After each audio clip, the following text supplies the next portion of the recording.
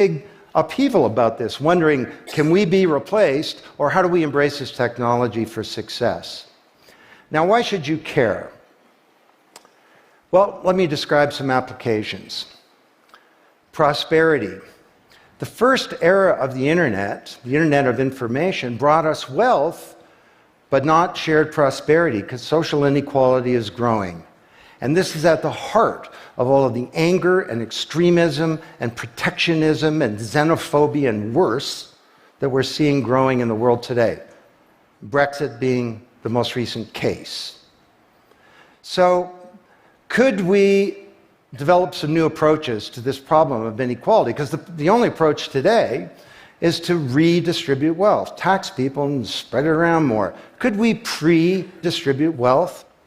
Could we change the way that wealth gets created in the first place by democratizing wealth creation, engaging more people in the economy, and in ensuring that they got fair compensation? Let me describe 5 ways that this can be done. Number 1, did you know that 70% of the people in the world who have land have a tenuous title to it? So you got a little farm in Honduras, some dictator comes to power, he says, I know you got a piece of paper that says you own your farm, but the government computer says my friend owns your farm. This happened on a mass scale in Honduras, and this problem exists everywhere. Hernando de Soto, the great Latin American economist, says this is the #1 issue in the world in terms of economic mobility, more important than having a bank account. Because if you don't have a valid title to your land, you can't borrow against it, and you can't plan for the future. So today, companies are working with governments to put land titles on a blockchain. And once it's there, this is immutable.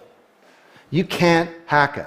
This creates the conditions for prosperity for potentially billions of people. Secondly, a lot of writers talk about Uber and Airbnb and TaskRabbit and Lyft and so on as part of the sharing economy. This is a very powerful idea that peers can come together and create and share wealth. My view is that these companies are not really sharing. In fact, they're successful precisely because they don't share. They aggregate services together and they sell them.